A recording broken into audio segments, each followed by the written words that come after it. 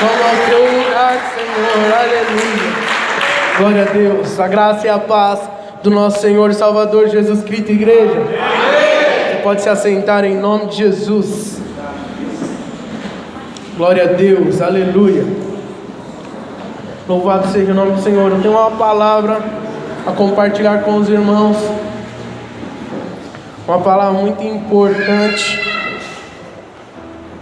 que Deus tem falado muito comigo ao meu coração nesses dias.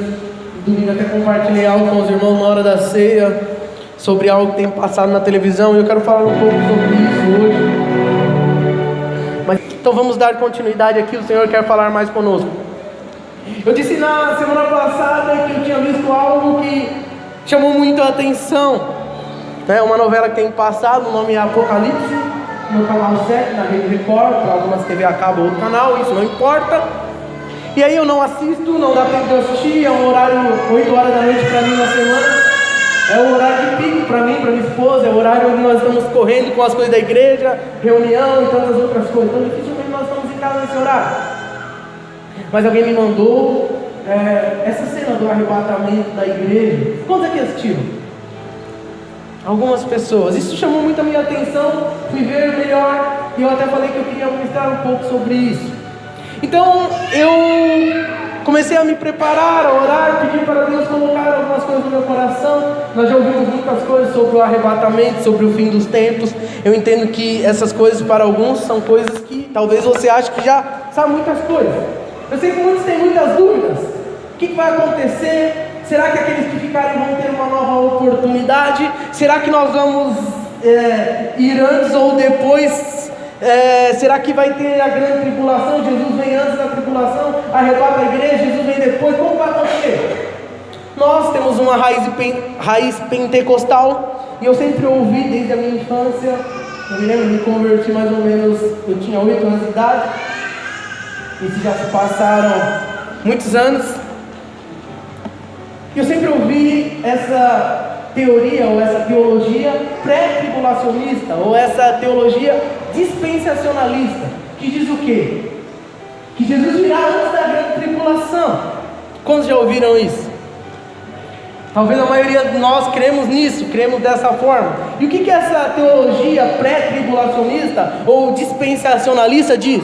Diz que Jesus virá antes da tribulação, levará a igreja, e depois de 7 anos Jesus voltará, e aqueles que não se prostrarem, aqueles que não aceitarem a marca da besta, com os remanescentes de Israel, subirão depois de 7 anos, 3 anos e meio de paz, aonde o anticristo vai reinar e vai tentar enganar as pessoas quanto à vinda de Cristo, dizendo que fomos abduzidos, que foi um ET e tudo mais. E tem tantas coisas que falam sobre isso. E depois Jesus virá e nós que fomos arrebatados, quando serão arrebatados? Em glória a Deus. Essa é a teologia pré-tribulacionista. Nós que fomos arrebatados, voltaremos com o Senhor e reinaremos, e aqueles que ficaram serão julgados. Essa é uma parte, ou é uma das teologias que são ministradas e pregadas, e que é mais admitida, vamos dizer assim, pelas igrejas pentecostais. Só que nós temos uma outra linha, e eu quero falar hoje sobre essa outra linha, que ao meu ver é uma linha mais esclarecedora e talvez mais perto daquilo que eu leio na palavra de Deus, que é a teologia dos pós-tribulacionistas. O que isso significa? Que nós, como igreja, não seremos arrebatados antes da grande tribulação. Entenda, eu não estou aqui querendo que você mude a sua mentalidade. Eu estou dizendo que há uma linha sendo pregada, e eu quero te mostrar uma outra que talvez você não tenha ouvido ainda, mas que é aquilo que eu acredito diante daquilo que eu tenho estudado, daquilo que eu tenho lido. Estou muito preocupado com essas coisas, mas eu quero que você tire a sua conclusão, e que se você tiver alguma dúvida, se você achar que eu estou totalmente errado ou totalmente certo, isso não importa, que você vá para Deus, ore e busque Deus, porque Deus quer trazer revelação ao nosso coração. Mas o que eu quero trazer para você? Para que você não seja enganado por ninguém. E esse ninguém pode ser eu, pode ser qualquer pessoa. Nós queremos que a palavra de Deus seja o nosso guia. Então entenda, eu quero ler alguns textos da palavra de Deus com vocês hoje. textos que nos falam sobre isso, porque eu sempre ouvi isso, que Jesus iria voltar, a trombeta vai soar, Jesus vem, e aí nós somos arrebatados. Mas ninguém ouve a trombeta se você for na pré-tribulacionista.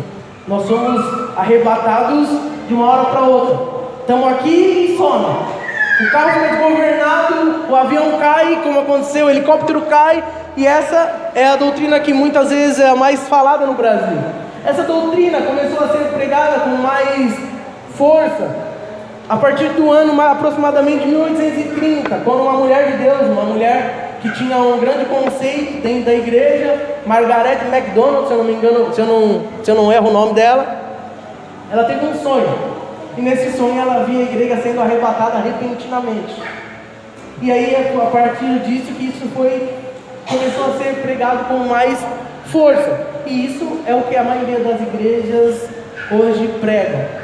Mas tem essa outra vertente que prega isso que eu quero falar com vocês hoje, e aí eu quero que vocês tirem as suas conclusões baseado na palavra de Deus. Entenda, não importa se nós seremos arrebatados antes da grande tribulação ou depois, o importante é você ir. Fala para o irmão do celular, irmão, o importante é ir para o céu.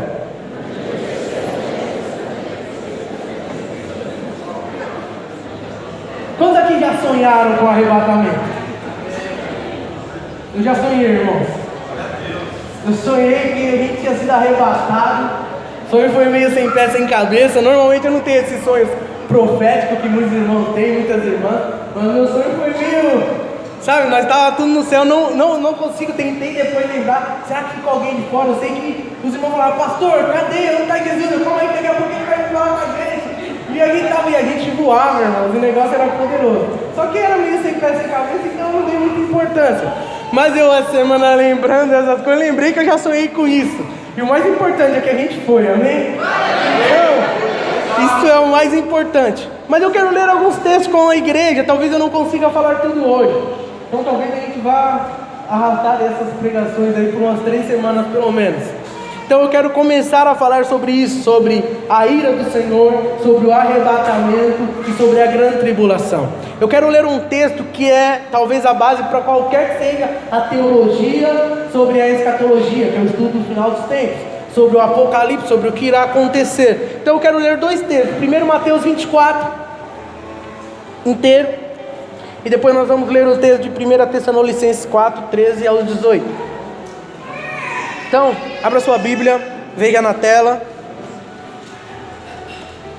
seu smartphone, seu tablet, acompanhe a leitura, preste atenção. Você que está nos visitando, não acho que Deus não vai falar com você, porque nós vamos falar sobre algo que é mais, vamos dizer assim, hoje, sobre o ensino. Mas é o ensino da realidade daquilo que nós temos vivido. Jesus te ama, Ele pagou um preço pela sua vida, você que está nos visitando, e Ele virá te buscar. Ele pagou pelos nossos pecados e mudou o nosso destino. O nosso destino que era o inferno, agora é o céu. E um dia nós iremos morar com o Senhor na eternidade. Então você que está aqui hoje pela primeira, pela segunda vez, não ache que isso não é para você, é para você. Se prepare, Jesus está voltando, amém? Glória a Deus. O texto diz assim, Mateus 24. E quando Jesus ia saindo do templo, aproximando-se dele os discípulos para lhe mostrarem a estrutura do templo, Jesus porém lhes disse, não vedes tudo isto? Em verdade vos digo que não ficará aqui pedra sobre pedra que não seja derribada. E estando assentado no Monte das Oliveiras, chegando-se a ele os seus discípulos em particular, dizendo, dize-nos, quando serão essas coisas e que sinal haverá da tua vinda e do fim do mundo? E Jesus respondendo disse-lhes, acautelai-vos, que ninguém vos engane, porque muitos virão em meu nome dizendo, eu sou o Cristo, e enganarão a muitos. E ouvireis de guerra e de rumores de guerra, olhai, não vos assusteis, porque é misto que isso tudo aconteça, mas ainda não é o fim. Porque se levantará nação contra nação, e reino contra reino, e haverá fomes e pestes e terremotos em vários lugares, mas todas essas coisas são o princípio das dores. Então vos hão de entregar para seres atormentados, e matar-vos-ão, e sereis odiados de todas as gentes por causa do meu nome. Nesse tempo muitos serão escandalizados, e trairão uns aos outros, e uns aos outros se aborrecerão. E surgirão muitos falsos profetas, e enganarão a muitos. E por se multiplicar a iniquidade, o amor de muitos se esfriará. Mas aquele que perseverar até o fim será salvo. E este evangelho do reino será pregado em todo o mundo, em testemunho a todas as gentes, e então virá o fim. Quando, pois, virdes que a abominação da desolação, de que falou o profeta Daniel, está no lugar santo, quem lê, que entenda. Então os que estiverem na Judéia, que fujam para os montes, e quem estiver sobre o telhado, não desça a tirar alguma coisa de sua casa, e quem estiver no campo, não volte atrás a buscar as suas vestes. Mas ai das grávidas que amamentam naqueles dias, e orai, para que a vossa fuga não aconteça no inverno, nem no sábado, porque haverá então grande aflição, como nunca houve desde o princípio do mundo até agora, nem tampouco haverá jamais. E se aqueles dias não fossem abreviados, nenhuma carne se salvaria, mas por causa dos escolhidos serão abreviados aqueles dias. Então, se alguém vos disser, eis que o Cristo está aqui ou ali, não lhes dei crédito. Porque surgirão falsos cristos e falsos profetas, e farão tão grandes sinais e prodígios, que se possível fora, enganariam até os escolhidos. Eis que eu vos tenho predito.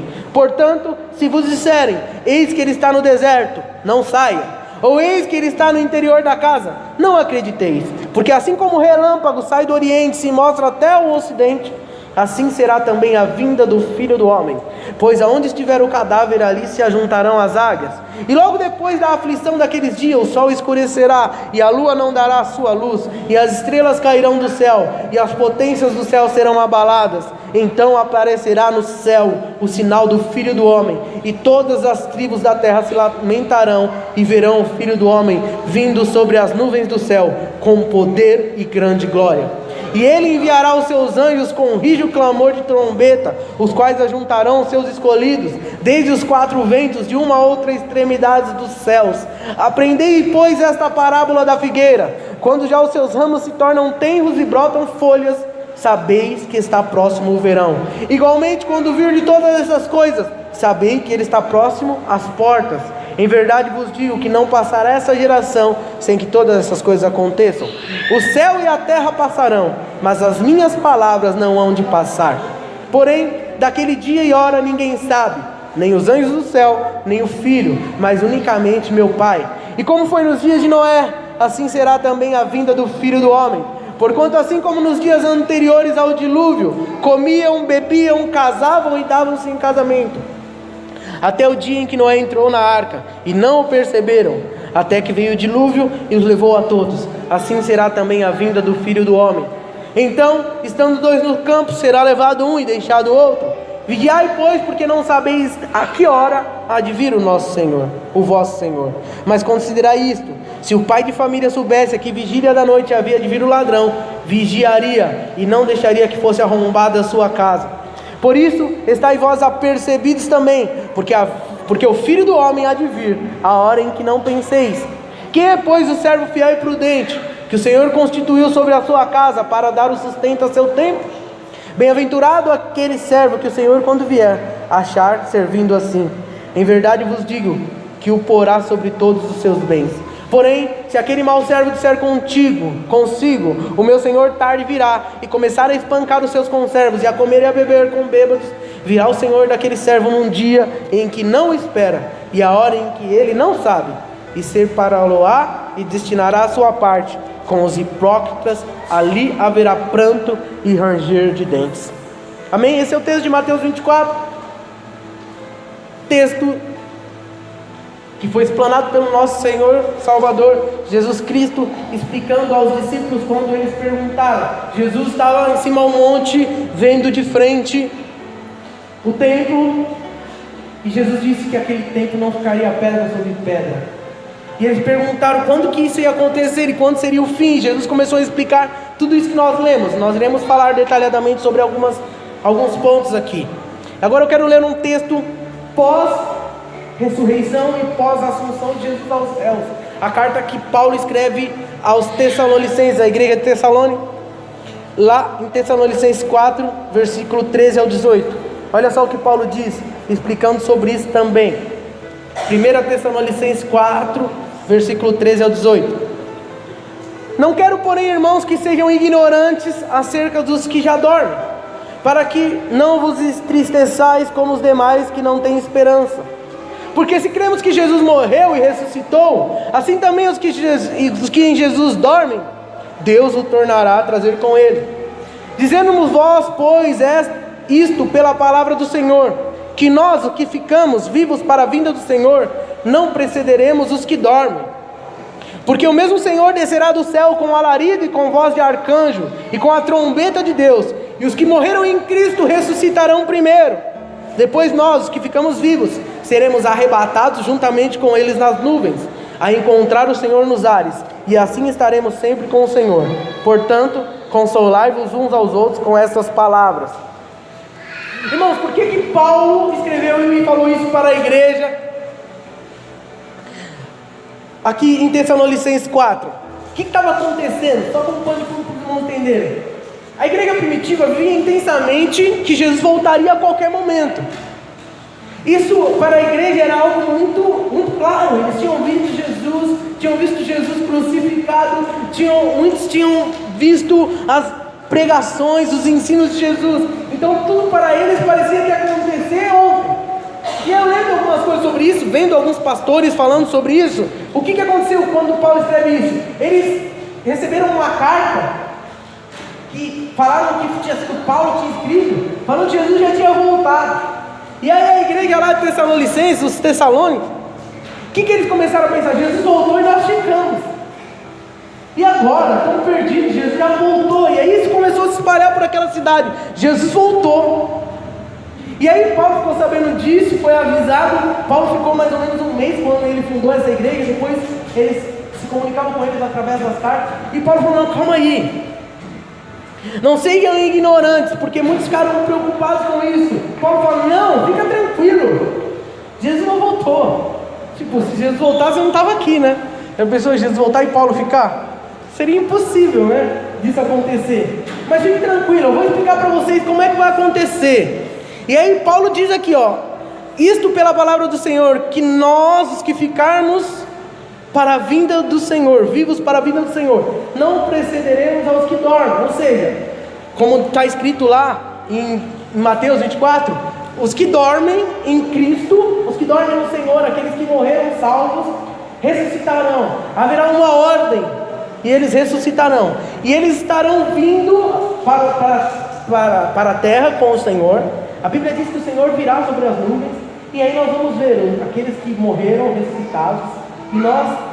E isso será algo meio quase que simultâneo. Nós seremos arrebatados e encontraremos com eles no céu. É isso que está escrito, Paulo está ensinando aos Tessalônicos, e Mateus está dizendo, Jesus está explicando para a igreja. Jesus está explicando para os discípulos. Então, nós temos essa linha que eu falei que acredita na pré-tribulação, que nós seremos arrebatados antes. Então, por quê? E quais são as bases bíblicas que levam as pessoas, ou os nossos irmãos, ou muitos de nós, a crerem nisso? Eu quero falar um pouco sobre isso. Lá em Tessalonicenses, 1 Tessalonicenses 1:10, diz que Jesus nos livraria da ira futura. E aí, quem defende esse pré-tribulacionismo, ou essa teologia dispensacionalista, diz o quê? Que esse livrar da ira futura é livrar da grande tribulação. Mas nós precisamos entender o que é a ira futura e o que é a grande tribulação. Eu quero que você não chegue no seu serviço, fale com o seu irmão, seu companheiro de serviço que é cristão, nossa, agora eu aprendi algo totalmente diferente. Não, eu quero que você guarde isso para você, estude, se prepare para, se você quer falar sobre isso com alguém. E também não quero que a célula se torne um lugar de debate. Eu sei que vai ter líder que vai querer até faltar na célula. Os irmãos vão me pegar, o pastor está querendo me colocar numa situação complicada. Não, nada disso. Eu quero abrir o nosso entendimento, nós precisamos ter a nossa mente aberta. As nossas células serão tranquilas, amém, irmãos? Amém. Então nós precisamos entender o que é a ira futura e o que é a grande tribulação. Porque se nós não nos basearmos na palavra de Deus, não entendermos, nós vamos achar que as duas são a mesma coisa.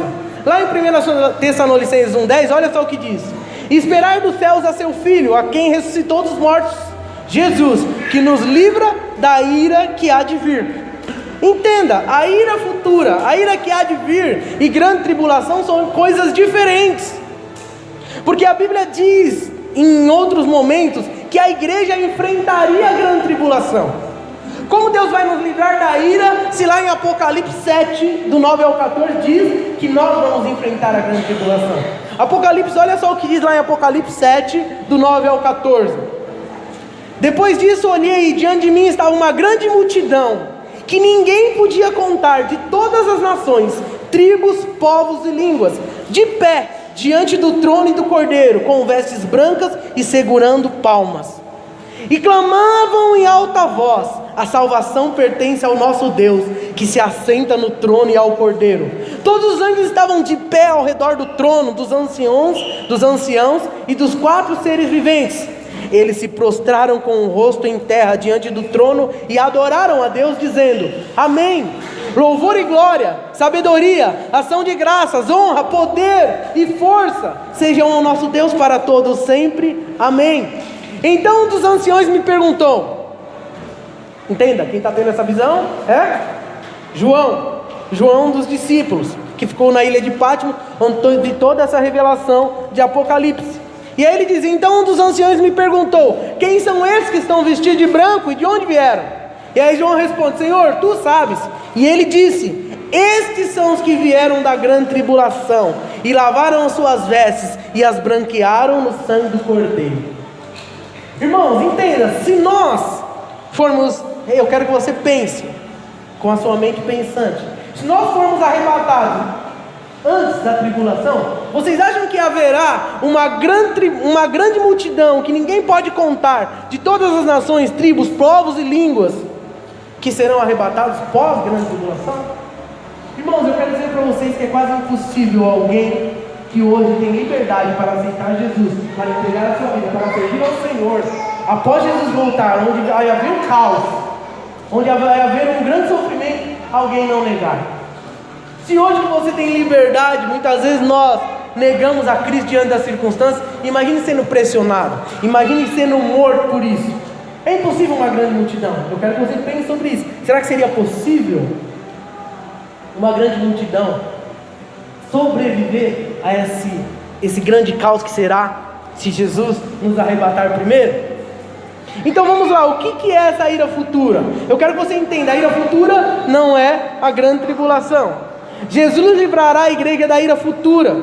Por quê? Porque a ira futura é a condenação eterna no fogo do inferno.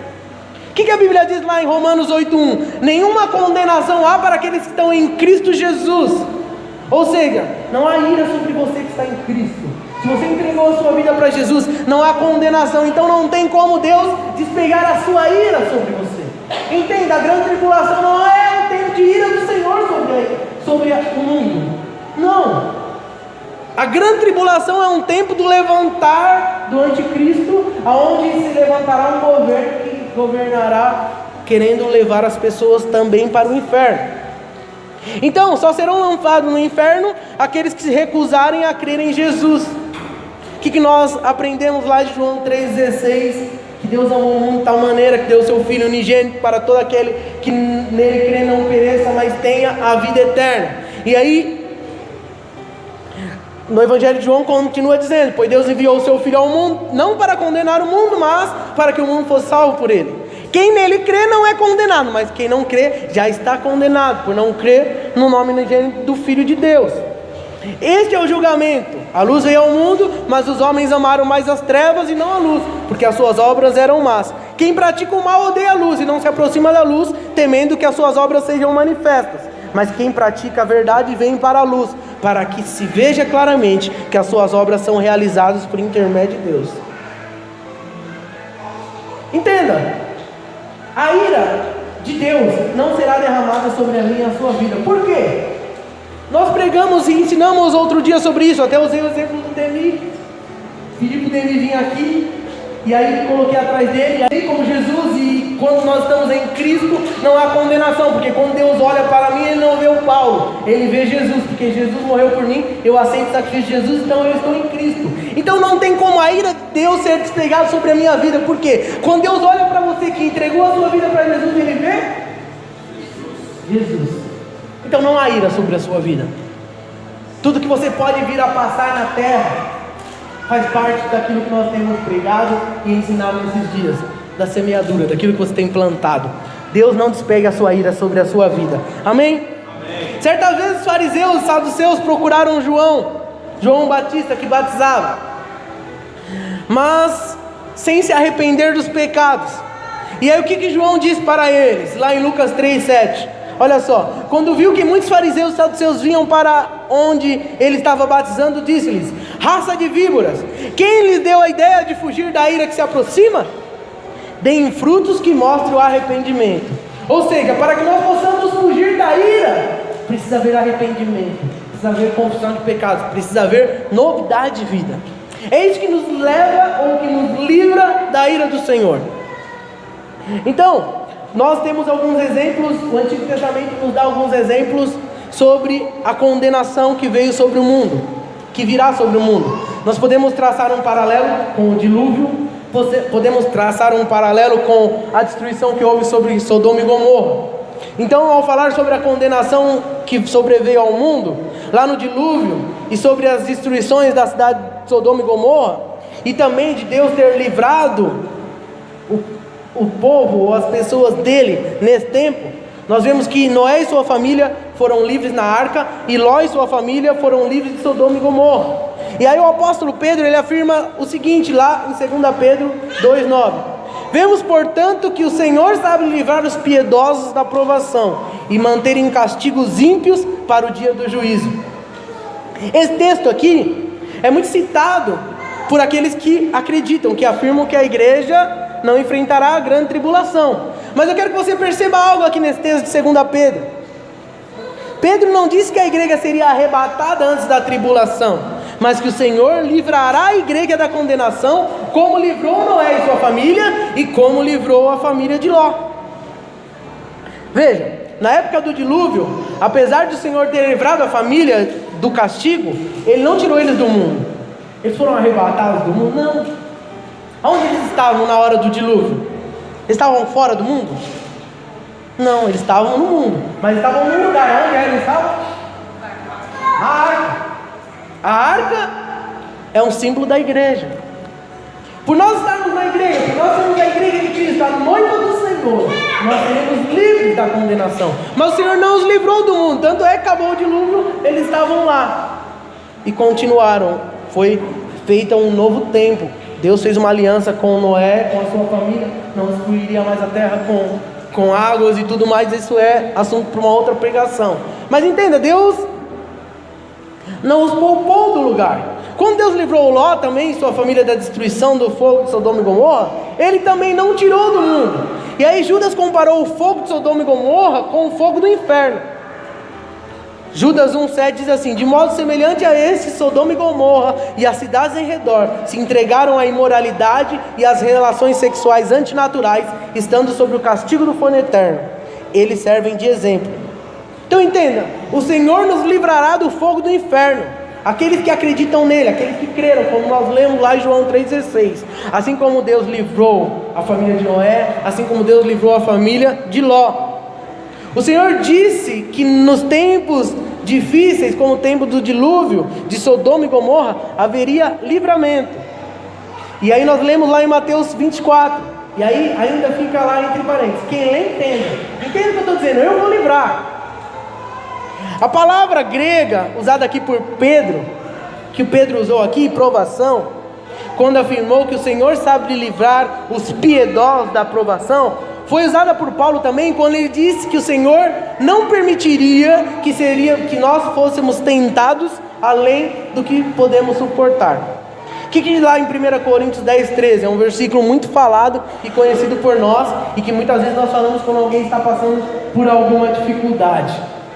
Não sobreveio a vocês tentação que não fosse comum aos homens, e Deus é fiel e não permitirá que vocês sejam tentados além do que possam suportar. Mas quando forem tentados, Ele providenciará um escape para que o possam suportar.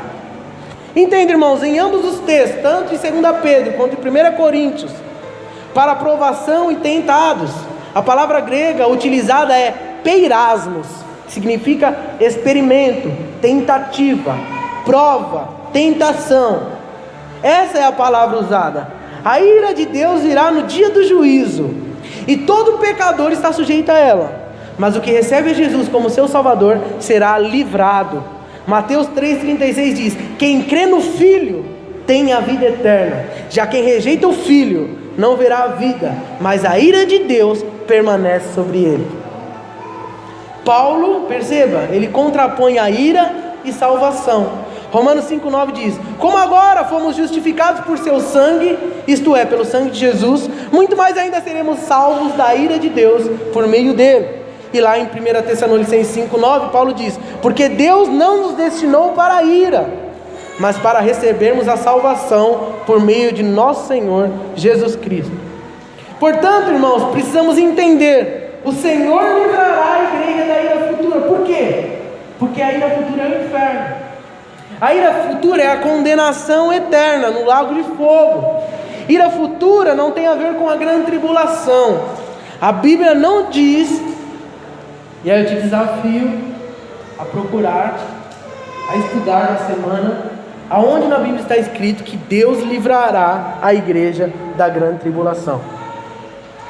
E o que é a grande tribulação? O que virá a ser a grande tribulação? Entenda, a grande tribulação, segundo a palavra de Deus, é um período de tempo em que o anticristo reinará na terra e perseguirá os santos do Altíssimo. Havia profecias. O livro de Daniel é um livro escatológico do Antigo Testamento. Escatologia é o termo dado para o estudo do final dos tempos. E lá em Daniel 9, há um versículo muito emblemático sobre isso, que diz assim, Daniel 9, 27: com muitos ele fará uma aliança, que durará uma semana. Preste atenção. No meio da semana ele dará fim ao sacrifício e à oferta, e numa ala do tempo será colocado o sacrilégio terrível, até que chegue sobre ele o fim que lhe está decretado. Irmãos, aqui está dizendo sobre um tempo. A Bíblia nos dá indícios que a grande tribulação durará 7 anos. Esse é um período estimado. Olha só o que diz em Apocalipse 11, falando também sobre a duração desse tempo da grande tribulação. Apocalipse 11, versículo 1 ao 7, fala até sobre dias. É bem específico esse texto. Eu vou colocar essa ministração também. Como eu disse, não vai ser para debate na sua célula, o que nós temos aprendido hoje, mas eu vou colocar o esboço dessa palavra no grupo da igreja. Então você vai poder pegar todas as referências, você vai poder estudar. E nós não estamos aqui para esconder nada de ninguém, nós queremos que você tenha clareza daquilo que eu estou falando. E aquilo que, pela minha limitação humana, pelas minhas debilidades, eu não consegui transmitir, você possa ir para Deus, que Deus possa trazer clareza. E se você não está no grupo da igreja, você me procura que eu passo para você também. Tudo isso que eu tenho falado com vocês é baseado nos meus estudos, naquilo que eu fui atrás e estudei para compartilhar com a igreja, porque eu acho isso muito importante. Então lá em Apocalipse 11, 7, nós vamos ver aqui, falando sobre esse tempo da grande tribulação. Olha só o que está escrito, João falando da revelação que ele teve: deram-me um caniço semelhante a uma vara de medir, e me foi dito: vai e meça o templo de Deus e o altar, e conte os adoradores que lá estiverem. Escua, porém, o pátio exterior, não meça, pois ele foi dado aos gentios. Eles pisarão a cidade santa durante 42 meses. Darei poder às minhas 2 testemunhas, e elas profetizarão durante 1260 dias, vestidas de pano de saco. Essas são as 2 oliveiras e os 2 candelabros, que permanecem diante do Senhor da terra. Se alguém quiser lhe causar dano, da boca dele sairá fogo que devorará os seus inimigos, e assim que deve morrer qualquer pessoa que quiser causar-lhes dano. Esse, porém, tem poder para fechar o céu, de modo que não chova durante o tempo que estiverem profetizando, e tem poder para transformar a água em sangue, e ferir a terra com toda sorte de pragas, quantas vezes desejarem. Quando eles tiverem terminado o seu testemunho, a besta que vem do abismo os atacará, irá vencê-los e matá-los. Preste atenção, aqui fala sobre 42 meses. O que são? Quanto tempo é em anos 42 meses? Alguém consegue fazer a conta rapidinho aí? 42 meses, 7 anos são quanto? 7 anos são 84 meses. Então 42 meses são 3 anos e meio. Então durante 3 anos e meio, o texto está dizendo aqui que haverá liberdade e a palavra de Deus será pregada e Deus dá poder. Então nós teremos liberdade e a palavra de Deus, por quê? Porque vai ser feito um acordo. O anticristo quer fazer um acordo de paz, principalmente com Israel. E nesse tempo, a igreja vai, todo mundo, muitos serão enganados, nós lemos isso, tome cuidado, não foi que nós lemos lá em Mateus 24? Tome cuidado, virão falsos profetas, falsos cristos, dizendo, querendo enganar vocês, dizendo, não, está tudo bem, agora é aceito. Irmãos, nós temos vivido muito perto disso. O que as pessoas estão querendo fazer com que nós achamos que tudo é normal e que nós também somos aceitos, está tudo certo. Então haverá um tempo onde haverá liberdade. Aqui diz 42 semanas, 42 meses, perdão, 1266 dias. E aí Deus, aqui a palavra de João, tendo revelação, diz que se alguém quiser causar dano, irá morrer, porque será protegido. Muitos teólogos, e é isso que eu acredito também, está dizendo aqui sobre nós teremos liberdade por conta desse acordo de paz que haverá. Então, as duas testemunhas aqui são a igreja, formada por quem? Por judeus e por gentios. Entenda, há uma grande vertente que o povo de Deus que acredita o quê? Que Israel, que os judeus são um povo de Deus e que nós somos um outro povo. Não é isso que nós muitas vezes ouvimos? Mas isso não é o que a Bíblia diz. Não existe mais a Israel escolhida. Israel rejeitou Cristo e por isso hoje há um novo povo. Então, perceba, eu vou falar um pouco mais para frente sobre isso, mas vamos falar um pouco mais sobre essa grande tribulação. Quanto tempo vai durar a grande tribulação? Muitos ensinam, e a Bíblia nos dá indício, que será 7 anos. Alguns ensinam que esses 7 anos será somente para Israel e que a igreja será arrebatada antes. Mas não existem muitos textos que apoiam essa direção. A Bíblia fala, como nós temos falado aqui, sobre a grande tribulação, sobre o arrebatamento, mas não fala sobre isso, sobre a duração exata dos 7 anos, ou que a igreja será arrebatada antes dela. O que a palavra nos ensina é que no final dos tempos, o anticristo fará um acordo de paz com a nação de Israel. Esse acordo será de 7 anos, é o que nós lemos aqui em Apocalipse. Mas o que acontecerá? O anticristo, ele quebrará o acordo na metade desse tempo, 42 meses. E após esses 3 anos e meio, que é o que está escrito lá em Daniel 9, 27, um tempo, 2 tempos e meio tempo, e então invadirá Jerusalém. Apocalipse 11, 2 fala sobre isso. E terá início a chamada grande tribulação, que se estenderá até o final do 7º ano. Está escrito lá no texto que nós lemos de Apocalipse 11, 2. Apocalipse 11, 2 está escrito: exclua porém o passo exterior, não o meça, pois ele foi dado aos gentios, eles pisarão a cidade santa durante 42 meses. Ou seja, a grande tribulação terá a duração de 3 anos e meio. Isso é um tempo literal? Será que esse tempo será cumprido exatamente? Irmãos, não é possível saber, é muito difícil dizer. Por quê? Como nós falamos aqui, 7 anos era o tempo que deveria durar o acordo de paz entre o anticristo e Israel. Entenda, ninguém vai chegar e vai se levantar uma e falar: eu sou o anticristo. Não vai ser assim. O que nós temos e o que tudo tem levado a se levantar um governo? Porque o que na mente das pessoas, qual é a única solução para o mundo? Que haja um único governo, que haja uma única moeda, que haja alguém que dá direção para todo mundo, e as pessoas acham que isso trará paz. Muitas pessoas falaram que essa pessoa seria o Barack Obama, e aí alguns falavam que estava escrito na Bíblia que o governante que fazia isso, o anticristo seria negro e tudo mais. Começaram a falar um monte de coisa que não estava na Bíblia. Vocês não ouviram isso? Agora é. O anticristo é o Barack Obama porque ele é negro e agora vai acontecer. Mas não foi nada disso. As coisas estão acontecendo. Tudo só com os negão, né? Os negão são escolhidos de Deus. Vai fazer um par dessa viagem. Mas entenda, não foi o que aconteceu. Mas o que nós vemos? Está tudo caminhando para isso. Para quê? Para que seja estabelecida um governo único, um governo mundial. Quando nós falamos sobre as bestas, sobre o dragão que Apocalipse fala, entenda, essas coisas não são coisas literais.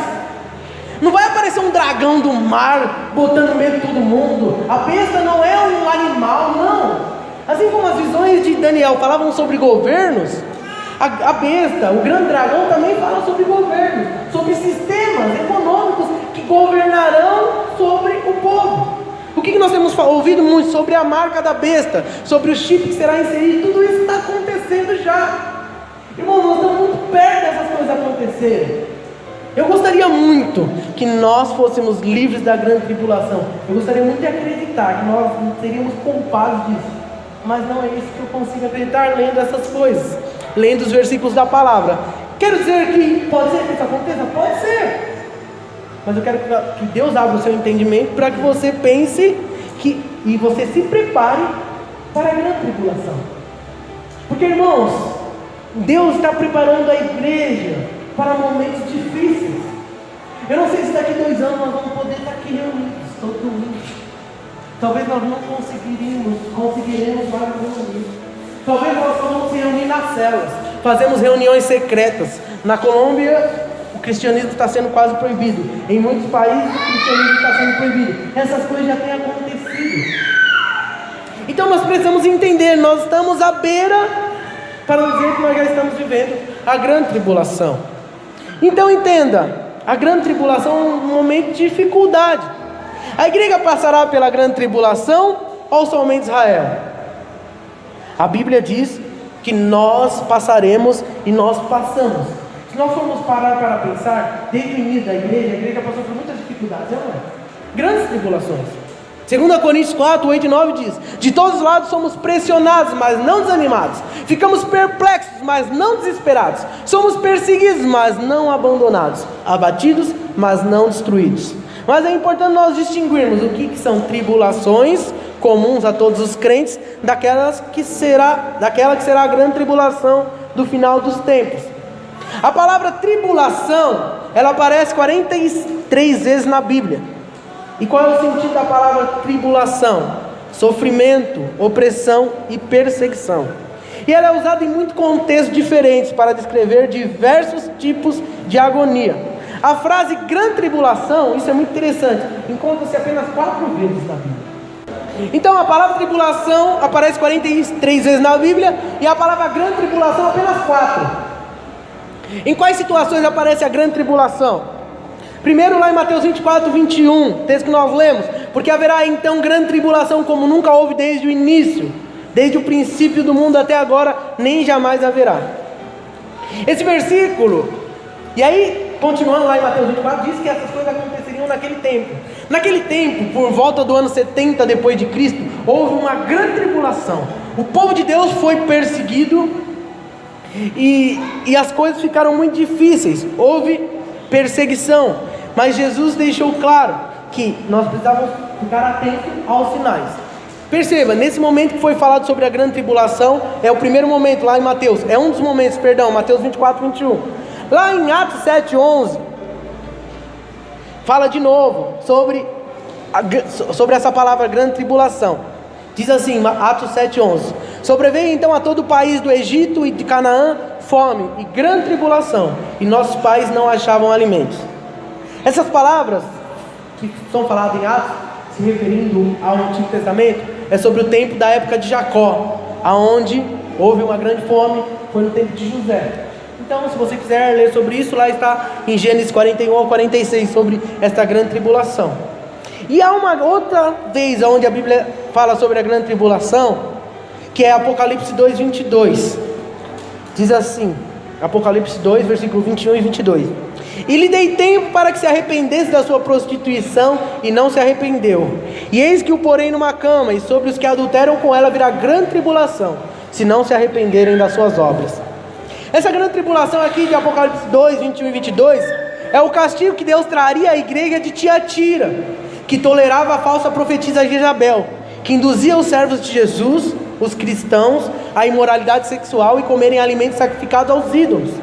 Por isso o Senhor disse que iria fazer que viesse sobre eles grande tribulação, para aqueles que cometessem adultério com essas pessoas. E a última vez que fala sobre grande tribulação é lá em Apocalipse 7,14, texto que nós lemos lá no início. Fala dos salvos, uma grande multidão que ninguém podia contar, de todas as nações, tribos, povos e línguas, que passaram pela grande tribulação do fim dos tempos. Perceba o que Apocalipse diz, a grande tribulação dos fins dos tempos. E quem são esses? Foi o que foi perguntado para João, que estava tendo a visão. São os que vieram da grande tribulação e lavaram as suas vestes e as branquearam com o sangue do Cordeiro. Então, muitos, ao falarem e defenderem a teoria ou a teologia pré-tribulacionista, dizem que essa grande tribulação, citada aqui em Apocalipse 7, é a mesma que o povo viveu lá em Mateus 24. Mas não é possível. Por quê? Porque houve uma grande tribulação, eu disse, por volta do ano 70 depois de Cristo, uma grande perseguição dos cristãos, muitos foram mortos. Mas só que o livro de Apocalipse foi escrito bem depois. O livro de Apocalipse foi escrito pelo menos 25 anos depois da grande tribulação causada pela invasão romana, que aconteceu na década de 70 depois de Cristo. Então entenda, a grande tribulação de Apocalipse é uma referência clara ao final dos tempos. Então, como nós lemos aqui, parece que essa grande tribulação é para todos os cristãos. Nós não seremos poupados dela. A grande tribulação, a Bíblia destaca a grande tribulação de Israel por causa dessa invasão do anticristo, esse acordo de paz que será feito claramente com o povo de Israel. Lá em Daniel 12:1 diz assim: haverá um tempo de angústia, tal qual nunca houve desde o início das nações e até então. Mas naquela ocasião, seu povo, todo aquele cujo nome está escrito no livro, será liberto. Então perceba, esse texto está falando sobre um tempo de sofrimento muito grande. Para quem? Para o povo de Israel. Mas aqui diz o quê? Que no final Israel será salvo. Diz que Israel está dizendo aqui, como eu disse, nós precisamos tomar cuidado com essa questão de Israel ser o povo escolhido. Olha só, preste atenção nisso. Aqui está falando sobre a Israel espiritual, ou seja, a igreja formada tanto por gentios quanto por judeus convertidos. E aí nós temos algumas referências, não vou ler porque nosso tempo já está acabado. Jesus voltará após a grande tribulação. A Israel que Jesus irá buscar é a Israel espiritual. O que diz lá em 1 Pedro 2, 9 e 10? Esse texto você pode decorar ele, esse texto deve estar na nossa mente sempre. Vocês, porém, são geração eleita, sacerdócio real, nação santa, povo exclusivo de Deus, para anunciar as grandezas daquele que os chamou das trevas para a sua maravilhosa luz. Antes vocês nem sequer eram povo, mas agora são um povo de Deus. Não haviam recebido misericórdia, mas agora receberam. Entenda, o Novo Testamento não exclui os judeus, mas inclui os gentios. Nós fazemos parte do mesmo povo mediante o Evangelho. Os gentios são co-herdeiros com Israel, membros do corpo e co-participantes da promessa de Cristo. Olha só o que diz lá em Efésios 3,6: a saber, que os gentios são co-herdeiros e de um mesmo corpo e participantes da promessa em Cristo pelo Evangelho. Judeus e gentios convertidos a Jesus são unidos na igreja pelo sangue de Jesus. Olha só o que diz lá em Gálatas 3,28: não há judeu nem grego, pois todos são um em Cristo Jesus. Se não há judeu nem grego, por que Israel é o povo escolhido? Nós somos uma nova nação. Aquele que é lavado e remido pelo sangue de Jesus agora faz parte do reino de Deus. E é esse povo que Deus vai vir buscar. Não há os escolhidos, não há os preferidos de Deus. Deus morreu por todo mundo, e Deus virá buscar aqueles que aceitam esse sacrifício. Essa é uma verdade. Aí nós ouvimos muitas coisas: que Israel é o povo escolhido, que eles terão uma nova oportunidade, e que dentro desses 7 anos da grande tribulação, aqueles que não se renderem, que não aceitarem a marca, terão uma nova oportunidade. Irmãos, isso não é bíblico. Na Bíblia não diz que se você não for, quando Jesus voltar, você vai ter uma nova oportunidade. Então tem muito crente, às vezes até brinca: se eu não for na primeira, eu vou na segunda. Eu quero te dizer algo: se você não for na primeira, Lascou, irmão. Não vai ter segunda. Jesus virá sobre as nuvens, os mortos vão ressuscitar primeiro, e depois nós encontraremos com Jesus e com os mortos na glória. É isso que a Bíblia diz. O único povo de Deus hoje é a igreja, formado sim por judeus que creem em Cristo e por gentios convertidos a Cristo. O livro de Atos mostra que os primeiros cristãos eram quem? Eram judeus. Existem cristãos, tem gente que fala que não existe cristão judeu. É mentira. Os primeiros convertidos foram os judeus, e depois os gentios foram se convertendo através da pregação dos apóstolos, e todos esses que se convertem a Cristo formam um só povo, que é a igreja. Então, assim como cristãos, judeus, gentios, todos nós fazemos parte de um único povo, pertencemos a uma nação espiritual, e a nossa condição de membros dessa nação é determinada não por onde nós nascemos, mas pelo nosso novo nascimento. Todo aquele que nasce de novo faz parte do reino de Deus. Olha só o que o apóstolo Paulo fala lá em Gálatas 6, 15 e 16: de nada vale ser circuncidado ou não, o que importa é ser uma nova criação. Paz e misericórdia sejam sobre todos os que andam conforme essa regra, e também sobre Israel de Deus. Entenda, ele não diz sobre o povo de Israel, ele diz sobre Israel de Deus. Você e eu somos o Israel de Deus.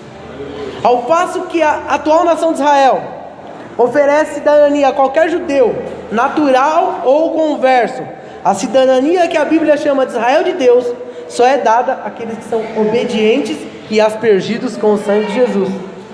Então, olha só o que Paulo fala lá em Romanos, referindo aos membros do Israel de Deus, ou judeus espirituais: não é judeu quem apenas o é exteriormente, nem a circuncisão o que é meramente exterior e física. Não é judeu quem é interiormente, e circuncisão é operada no coração, pelo Espírito, e não pela lei escrita. Para estes, o louvor não provém dos homens, mas de Deus. Portanto, o único povo escolhido de Deus hoje é a igreja. Como eu disse lá em 1 Pedro 2,9, diz o quê? Que nós somos a geração eleita. Nós somos a raça eleita, a geração eleita, sacerdócio real, nação santa. Não éramos, mas hoje somos, porque Jesus nos deu essa rica e grande oportunidade. Amém? A grande tribulação vai acontecer no mundo inteiro? Sim, mas mais intensamente no Oriente Médio. É isso que a Bíblia diz. Por quê? Porque o foco está voltado para lá. Hoje, no Oriente Médio, hoje há uma grande tribulação acontecendo.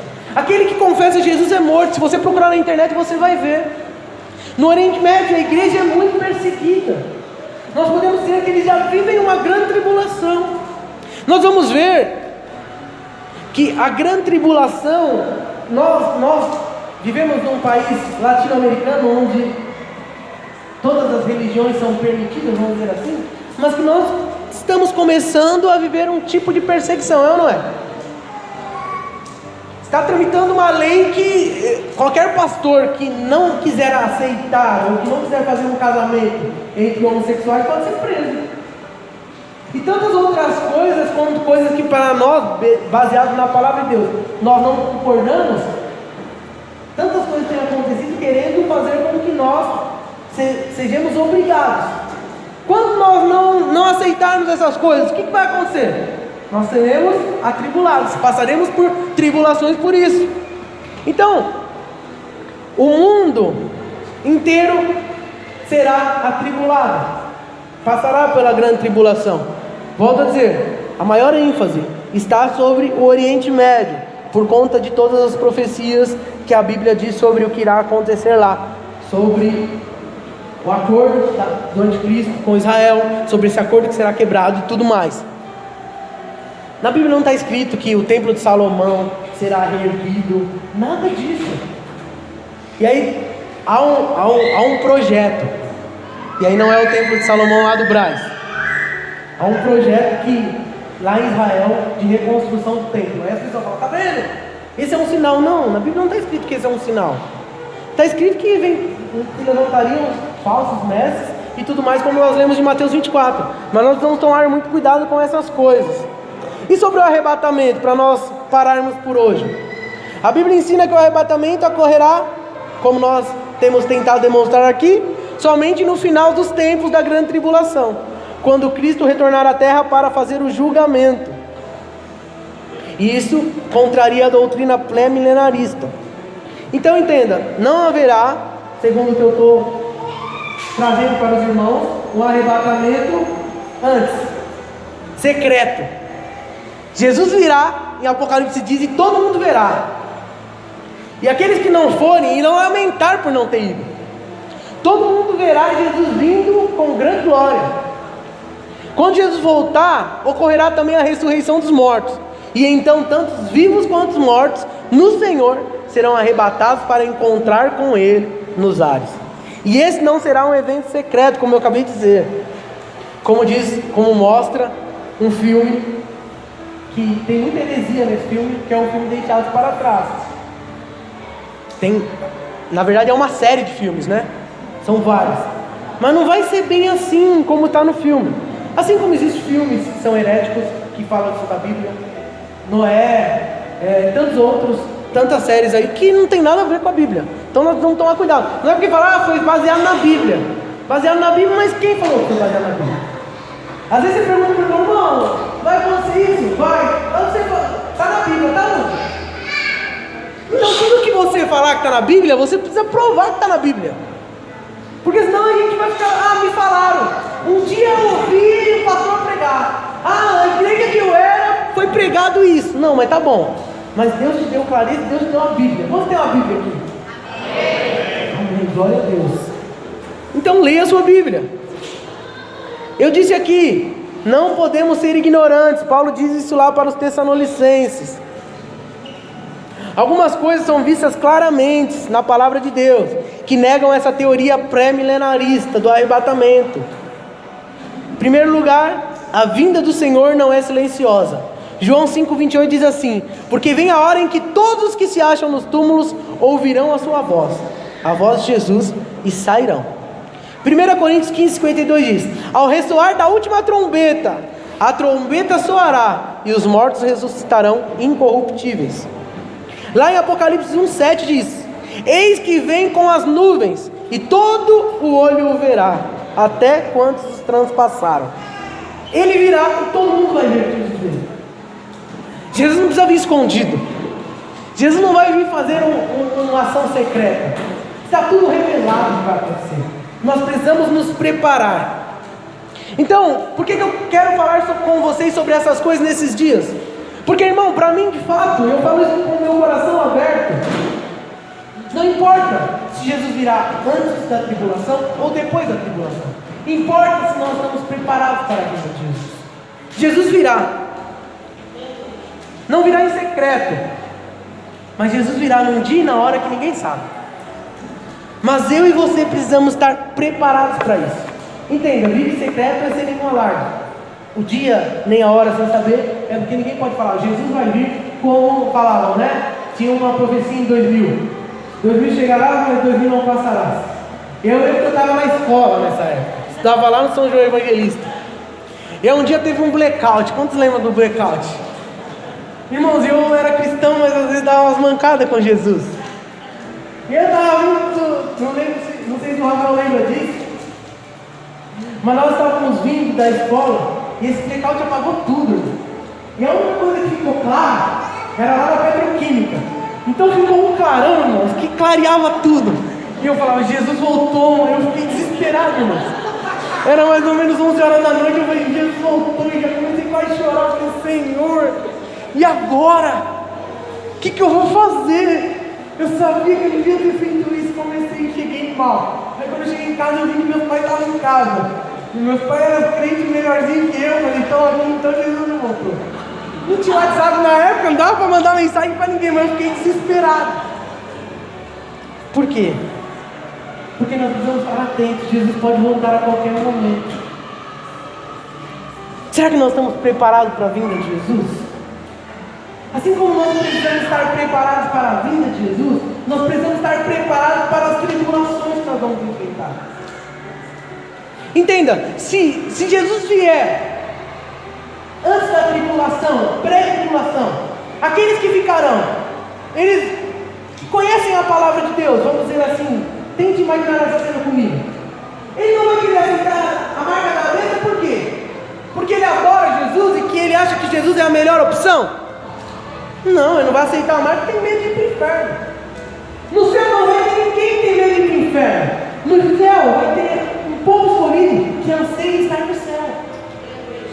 Se você está aqui porque você tem medo da condenação eterna, aqui não é o seu lugar. Aqui é o lugar daqueles que anseiam por estar com Cristo.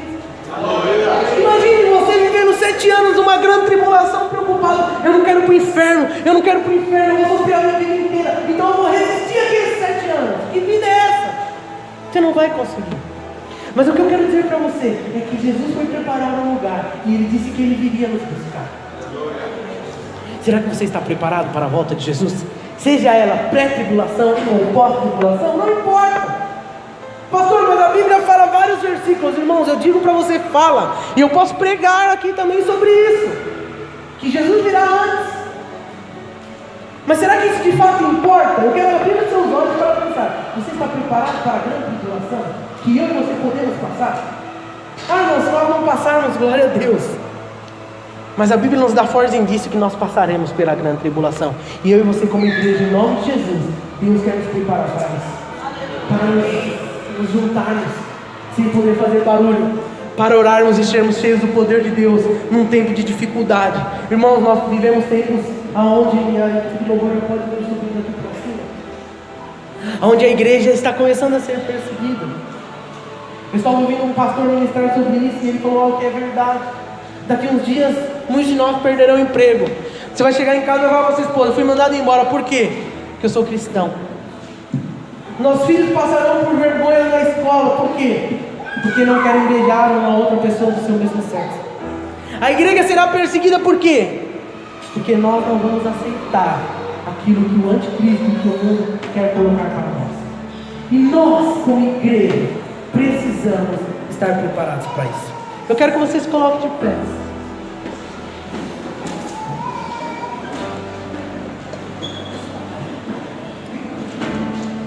Um grande tempo de dificuldade está para vir sobre a face da terra.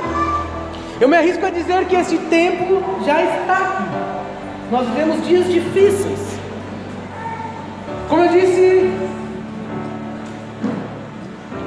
não podemos precisar que esses tempos são literais e acontecerão. Descritos, esse tempo que eu digo de 7 anos. Mas entenda, nós temos alguém, nós falamos sobre esse alguém nesses dias, temos falado. Esse alguém é o Espírito Santo de Deus, Ele vai nos ajudar. Você que está aqui hoje nos visitando, eu quero dizer que Jesus morreu por você. Jesus morreu para te dar vida, e vida em abundância. Jesus morreu para mudar o seu destino eterno. Então, se você não sabe para onde você vai, se Jesus voltar hoje, se você não sabe se você vai ir ou vai ficar, se você não sabe se você vai ser condenado ou salvo, se você morrer, eu quero dizer que Jesus morreu para mudar o seu destino. E como nós lemos lá em João 3, Jesus amou, Deus amou de tal maneira que deu o seu Filho para todo aquele que ele fez. E Jesus hoje, Deus te dá uma oportunidade de entregar a sua vida a Ele e mudar o seu destino. Eu quero fazer um apelo agora. Se você está aqui, você não é um cristão, e você começou a se preocupar com essas coisas, eu quero dizer, Jesus morreu para mudar o seu destino. Jesus morreu para que você se tornasse um filho de Deus, para que você fizesse parte da nação espiritual, da nação do povo eleito, da geração eleita. Se você quer fazer parte desse povo, se você quer entregar a sua vida para Jesus, se você quer sair das trevas e virar um filho de Deus, eu te convido a vir aqui à frente. E quando nós louvamos, nós vamos louvar com um cântico agora. Se você quer entregar a sua vida para Jesus, quer se reconciliar com Cristo, não quer passar nenhum tipo de medo, como eu relatei aqui, confessei o medo que eu passei lá por volta do ano de ficar com Jesus no altar. Se você não tem certeza da sua salvação e hoje quer que eu ore pela sua vida, para que Deus traga essa revelação ao seu coração, eu te convido a vir aqui à frente quando nós louvamos Eu quero orar pela sua vida. Jesus morreu para que você tivesse seu destino mudado. Você é igreja. O Senhor tem um tempo preparado para nós. O Senhor tem um lugar onde não haverá pranto, não haverá choro, não haverá tristeza. O Senhor tem um lugar preparado para mim e para você. E esse lugar é com Ele. Então entenda, você precisa estar preparado para este dia. Um dia nós saberemos, um dia nós teremos todas as respostas, um dia nós entenderemos o porquê das coisas. Um dia você vai poder perguntar não para o pastor, mas para o próprio Jesus: Senhor, por que foi assim? Por que foi assado? O que aconteceu? Por que eu tive que passar? Por que em muitos momentos eu me senti sozinho? Por que a tribulação foi tão grande? Um dia nós estaremos com Ele, face a face, e a Bíblia diz que nós veremos Cristo assim como Ele nos vê. Irmãos, nós precisamos nos preparar para isso. Entenda, você estará com o Senhor aqueles que forem aprovados. E tem que sermos provados, mas que você seja revestido pelo poder do Senhor, e que você vença em nome de Jesus. Vamos adorar ao Senhor.